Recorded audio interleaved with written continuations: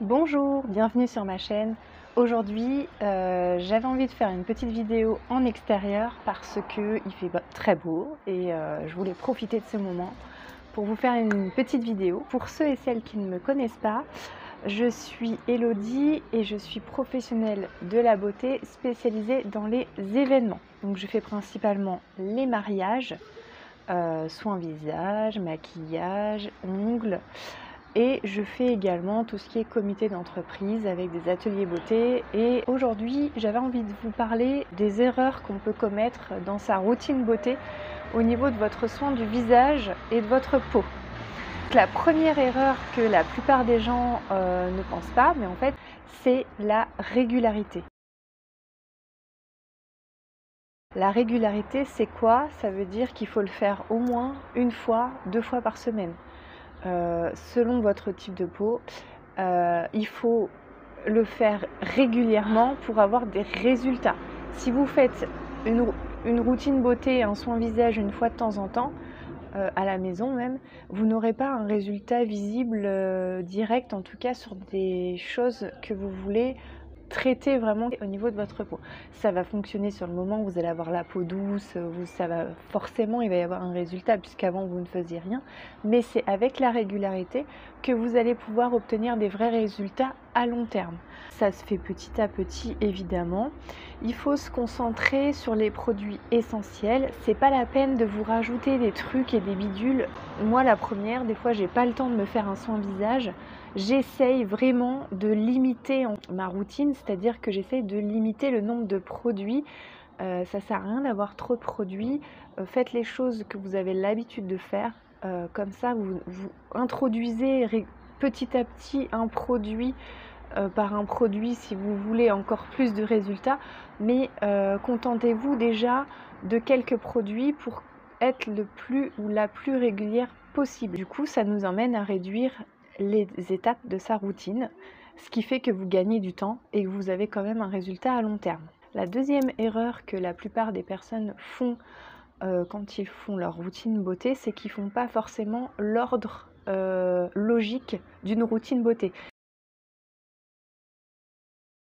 Ça veut dire qu'ils ne savent pas trop par quel produit commencer, ils ne savent pas quoi faire en premier en fait pour pouvoir traiter leur peau. Je vais vous donner les étapes de cette routine. Donc la première chose à faire, c'est de nettoyer votre peau. Il faut la nettoyer ou la démaquiller, hein. Ça dépend en fait. Si vous êtes maquillé, vous démaquillez votre peau, ensuite vous la nettoyez. Si jamais vous n'êtes pas maquillé, il faut au moins passer un nettoyant spécialement pour le visage. Ensuite, il faut tonifier la peau, c'est-à-dire qu'il faut utiliser donc soit un hydrolat, soit une lotion tonique qui vous permet en fait d'enlever soit les résidus de maquillage, mais ça permet aussi de tonifier la peau. Ensuite, il ne faut pas oublier le contour des yeux, surtout. Alors, le visage, c'est une partie et le contour des yeux, c'est une autre partie. On n'a pas la même... la peau est plus fine au niveau du contour des yeux, donc il faut vraiment faire un soin spécialement pour le contour des yeux et utiliser des produits spécifiques pour le contour des yeux. Ensuite, vous avez le sérum. Ensuite, vous avez la crème hydratante et crème solaire. La crème solaire, je pense que je ferai une vidéo spécifique pour tout ce qui est soins solaires parce que c'est vraiment très important et on n'y pense pas, mais j'ai envie de dire c'est limite plus important qu'une crème de jour. En tout cas, on peut l'inclure dans sa routine parce que la crème solaire en fait c'est ce qui va éviter donc à long terme d'avoir des taches au niveau du visage. C'est pas uniquement pour éviter de prendre des coups de soleil. Il faut savoir que les UV vont aussi dans ce qu'on appelle vous avez la première couche qui est l'épiderme, ensuite vous avez le derme et ensuite vous avez l'hypoderme. Je pense que je ferai une vidéo complètement dessus. En gros, vous avez les coups de soleil au niveau de l'épiderme et vous avez tout ce qui va agir sur le vieillissement de la peau dans le derme. Donc les UVA vont au niveau du derme et en fait il faut trouver une crème solaire qui vous protège des UVA et des UVB. Après les SPF, tout ça, c'est encore autre chose. Je vous ferai, je pense, une vidéo vraiment spécifique pour tout ce qui est soins solaires parce que c'est vraiment très très important. La troisième erreur que la plupart des personnes commettent dans leur routine beauté, c'est qu'ils font pas forcément un nettoyage du visage. Bien nettoyer sa peau, c'est très important. La démaquiller aussi, utiliser les bons produits. Mais de temps en temps aussi faire un bon nettoyage de peau, un bon gommage, c'est aussi très très bien. Alors moi je recommande une fois par semaine. Déjà si vous le faites une fois par semaine et que vous êtes régulier ou régulière, vous aurez déjà un résultat. Le matin et le soir, surtout le soir, ne dormez pas sans vous être démaquillé. C'est très mauvais pour la peau. La peau se régénère la nuit quand vous dormez. Donc les cellules se renouvellent surtout la nuit. Il faut vraiment trouver des produits adaptés à sa peau, mais surtout il ne faut pas oublier de se démaquiller avant d'aller se coucher. La quatrième erreur, c'est que les personnes n'hydratent pas assez leur peau. Alors, c'est quoi hydrater sa peau? Même qu'on ait une peau sèche, une peau grasse, une peau, tout ce que vous voulez, n'importe quel type de peau a besoin d'hydratation. Pourquoi? L'hydratation, c'est l'eau. Et on a tous besoin d'eau. Notre corps est constitué d'eau et notre peau respire. Si on n'a pas d'eau, assez d'eau sur la peau, c'est là où on peut avoir ce qu'on appelle de la déshydratation. Et donc on va avoir des petites ridules qui vont se former, notamment au niveau des joues, en remontant. Alors là, j'en ai pas. D'habitude, j'ai la peau très déshydratée. J'ai souvent la peau très déshydratée. Pourquoi? Parce que je bois pas assez d'eau, ça c'est un tort. Je suis en train de me forcer un petit peu à boire de l'eau tout le temps. Donc je me fais une bouteille d'eau et je me dis voilà, à la fin de la journée, ma bouteille d'eau doit être vide, je dois l'avoir bu entièrement. C'est pas facile parce que moi je ressens pas forcément le besoin de boire, donc je me dis bon bah je bois pas et puis c'est pas grave. Sauf que c'est un tort parce que c'est pas seul. Déjà c'est votre organisme a besoin d'eau tout le temps et en plus votre peau elle sera beaucoup mieux, elle sera repulpée si vous buvez de l'eau régulièrement. Hydrater sa peau, c'est aussi en fait mettre des produits qui permettent de garder cette eau dans la peau. Ça évite justement ces formations de petites ridules qui peuvent se former au niveau du front et au niveau, donc quand on remonte comme ça les petites ridules, et en fait on va avoir, plus on a une peau déshydratée, plus on va avoir tendance à avoir des petites ridules qui vont se former. Les peaux grasses ont un excès de sébum, mais ça n'empêche pas l'hydratation. Attention, ce n'est pas la même chose. Une peau grasse, elle va avoir tendance à avoir donc du sébum. Si vous avez la peau grasse, c'est pas parce que vous allez hydrater votre peau qu'elle va devenir encore plus grasse, pas du tout. Par contre, c'est si vous mettez des produits huileux, là effectivement, elle va devenir plus grasse. Donc c'est pas du tout la même chose. Il ne faut pas confondre déshydratation et sécheresse. C'est pas la même chose. Il faut choisir évidemment une crème adaptée à son type de peau pour pouvoir justement garder cette hydratation tout au long de la journée. Il faut trouver des produits qui vont également respecter le pH de votre peau.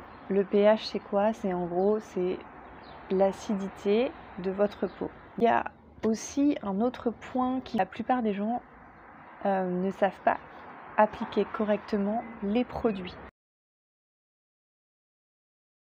Il faut éviter de mettre trop de crème. Peu importe, même si vous avez trouvé la crème qui convient à votre type de peau, il faut éviter d'en mettre trop. Pourquoi? Parce qu'en fait, le fait de mettre trop de crème, ça peut justement générer de l'acné cosmétique ou un excès de sébum. Il faut vraiment respecter les dosages au niveau des crèmes. Il y a une façon d'appliquer la crème pour justement qu'il y ait encore plus d'effet et que le résultat soit encore plus important. Il faut surtout être doux avec soi-même. Ça sert à rien, par exemple quand on fait un gommage, ne frottez pas votre peau, ça va agresser votre peau et il faut prendre soin de sa peau mais en douceur. Il faut vraiment utiliser des produits adaptés et il faut aussi que vos gestes soient doux. Plus vous allez être doux avec votre peau, moins vous allez l'agresser, donc vous allez forcément avoir une meilleure peau, un meilleur résultat. On l'a dit tout à l'heure, mais je vous le répète, il faut vraiment éviter cette erreur-là. Il faut choisir les bons produits adaptés à votre type de peau. C'est très important. En général, le matin, on va plutôt mettre quelque chose qui va protéger la peau du soleil, protéger la peau des agressions externes, etc.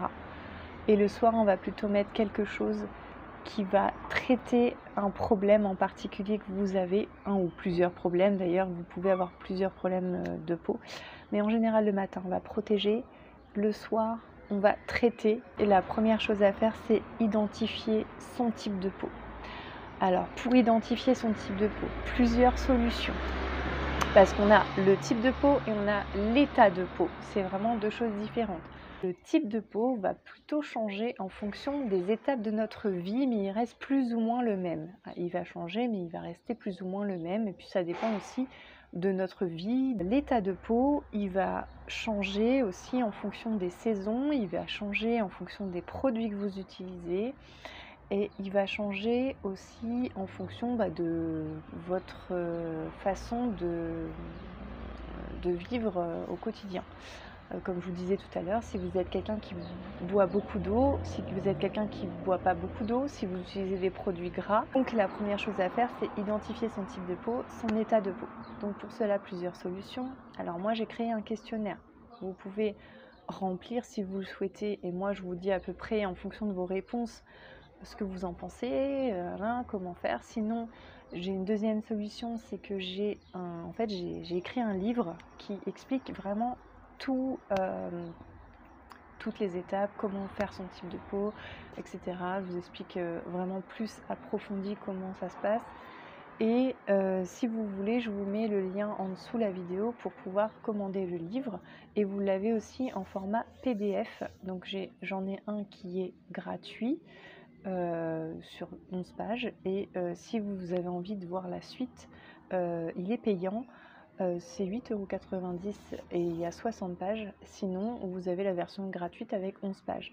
Et donc dedans, j'explique comment faire pour reconnaître un petit peu son type de peau.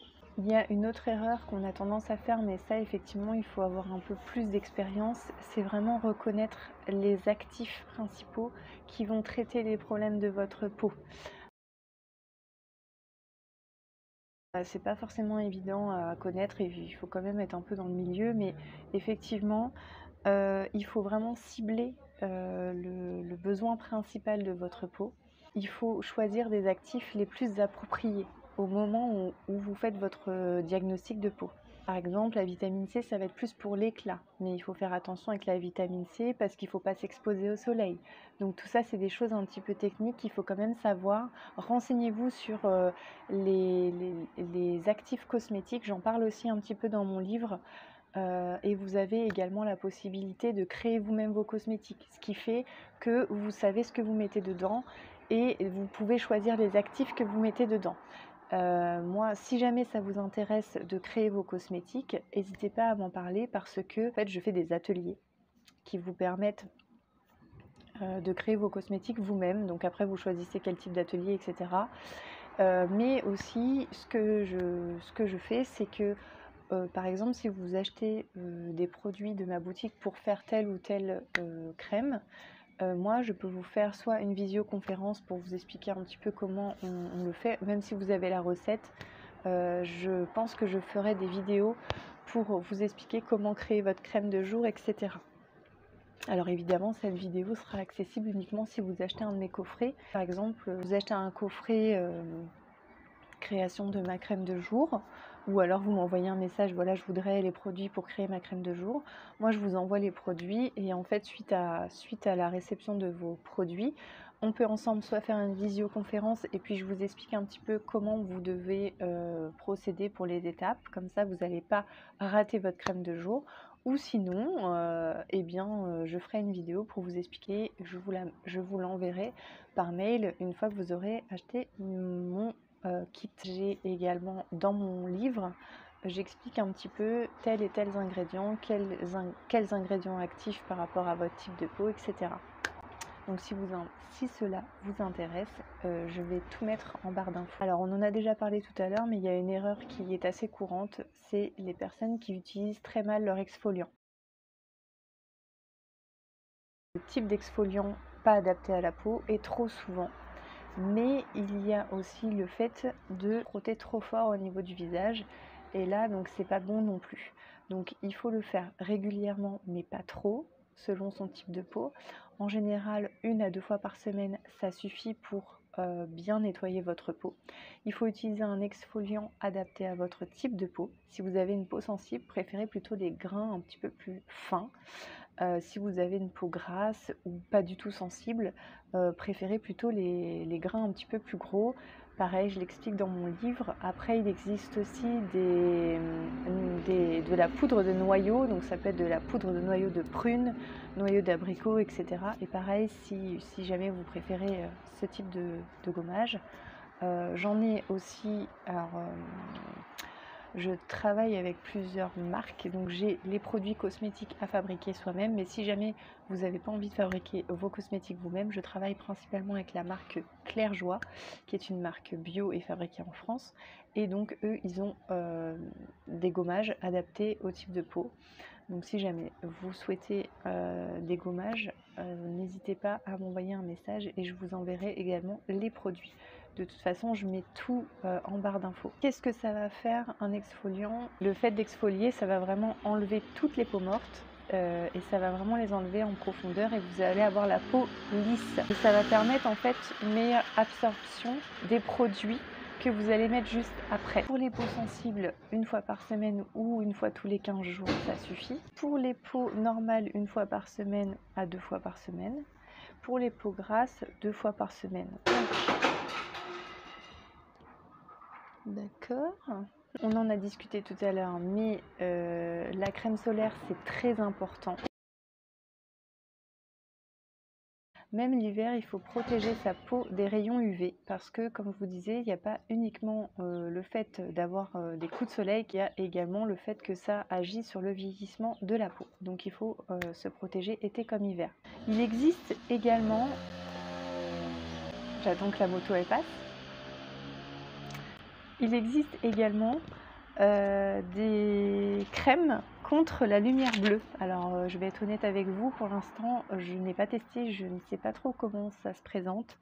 Je vais me renseigner sur le sujet, mais apparemment c'est pour quand on est beaucoup sur les écrans. Une autre erreur qu'on fait, et c'est vrai que je pense que même moi je le fais parce que dans notre routine on n'a pas le temps, on n'y pense pas, mais effectivement on oublie souvent le cou et le décolleté. C'est quand même une zone qui fait partie donc du visage et qui est aussi exposée, qui peut être aussi exposée aux agressions externes. C'est souvent ici qu'on a des premiers signes aussi de vieillissement, donc les rides, le relâchement cutané, etc. Et ça c'est hyper important. Alors moi je sais que je suis hyper rouge au niveau du cou. Moi je me touche là, dans 2 secondes je suis rouge. Donc c'est pareil, ça, vous voyez, ça commence déjà. J'ai à peine touché. Donc voilà, moi j'ai la peau hyper sensible ici. Bon, pour l'instant ça va, j'ai pas trop de relâchement, mais c'est vrai qu'on oublie souvent en fait au niveau du cou et du décolleté, alors que c'est vraiment hyper important. Si vous souhaitez que je vous fasse une vidéo complète sur la routine beauté, n'hésitez pas à me le dire, je ferai une petite vidéo pour vous expliquer comment faire une routine beauté. J'ai fait une autre vidéo sur la routine beauté soin Polynésie que je fais également donc quand je me déplace à domicile. Je fais également donc ce soin qui est un soin plutôt adapté aux peaux sèches, mais voilà, c'est vraiment un soin qui vous fait voyager parce que c'est des senteurs des îles. Voilà pour la petite vidéo, j'espère que ça vous a plu. Et si jamais vous avez des questions, n'hésitez pas à me les dire en commentaire. J'aimerais faire une vidéo avec toutes les questions qu'on me pose voilà, sur tous les sujets. N'hésitez pas à me mettre en commentaire toutes les questions que vous avez besoin que je réponde. Merci d'avoir regardé la vidéo et je vous dis à bientôt.